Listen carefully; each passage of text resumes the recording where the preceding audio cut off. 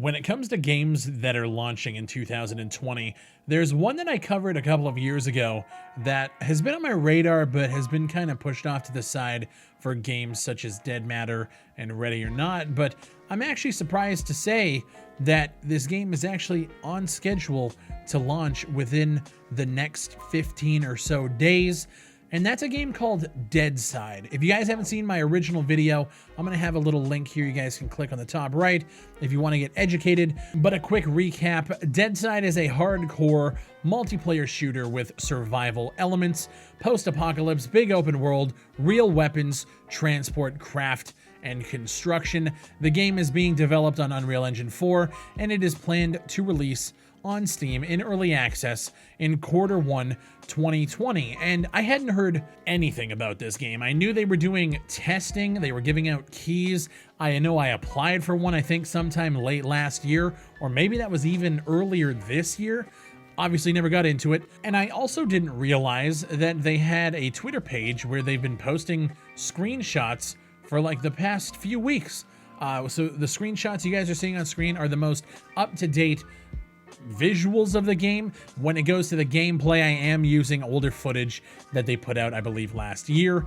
This game is actually on schedule, according to the devs on their community hub, to release within the month, essentially. They're looking for the end of March as a time to release the game, which surprises me. Now, granted, these screenshots look pretty good. The game has always visually looked appealing to me, and obviously the gameplay, third-person perspective. I believe they're doing the first and third-person hybrid. I know a lot of you guys don't like that third-person view, but you know me, I fucking love it. It looks good. I'm actually impressed. There's some first-person screenshots here of a guy holding a pistol. It's very Scum-like when I look at it. However, I don't think it's going to be as like micromanagey as Scum is, where you're looking at different vitamins and all of your health and all of these different things. I think this is more focused on the shooter aspect, because when you read the description on their store page, you know, it says hardcore multiplayer shooter with survival elements. If it was a true survival game where the survival is the focus, they would word that a little bit differently. But again, these guys are Russian. It's being developed and published by Bad Pixel. Maybe not. Maybe they just put that on there and, you know, we don't really know what to expect. I know some of my people in Discord have had access to it, but I haven't heard a single thing from the testing. I have no idea if it's been going well. They say it's been going well, but of course that might just be PR speak.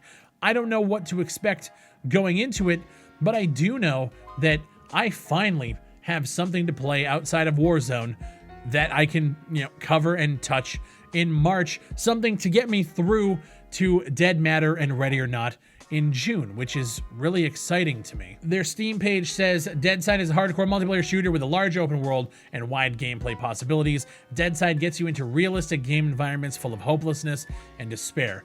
It tries to keep balance between the dynamics of a shooter game and the hardcoreness of survival gameplay. The world of the game does not imply the existence of fantastic elements like zombies or anomalies, concentrating the player's attention on realistic aspects of life on the ruins of a dead civilization. So that's interesting. So we're not going to have zombies. You know what, man? I've been talking about it for a long time.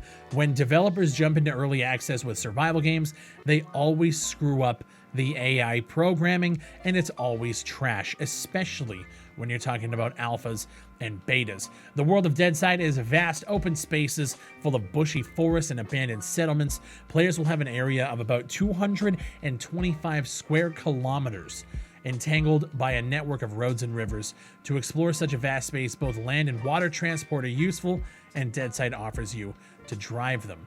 It also will need to be fueled and repaired. In addition to players, the game world is inhabited by various hostiles and friendly NPCs. So that's interesting. So we don't have zombies, we don't have anomalies, but there are hostile and friendly NPCs. So going through a forest, you can face a gang of cannibals just about to eat lunch, or a group of wanderers trying to survive in a hostile environment.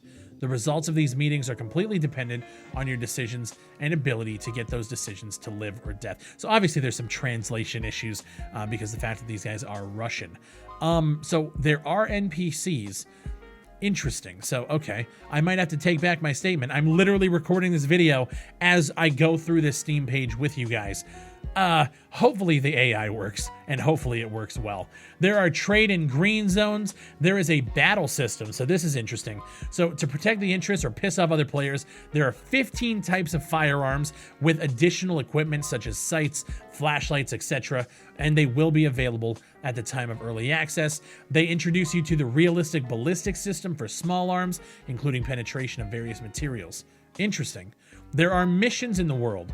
They say in order to avoid getting lost and to keep players busy, they can use the map to see where in the world there are armed bandits that might be raiding, areas being cleared by security forces who remain loyal to the ex-government, or there might be cannibals setting in abandoned villages.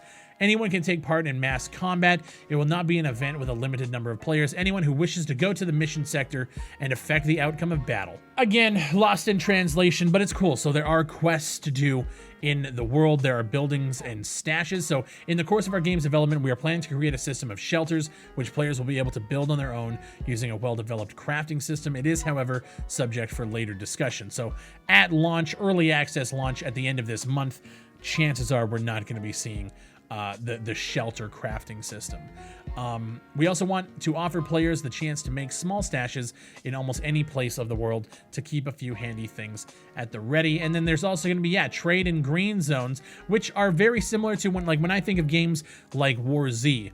War Z was a survival game, but it really wasn't. It was more of like a shooter, and it obviously had zombies and other things in the world.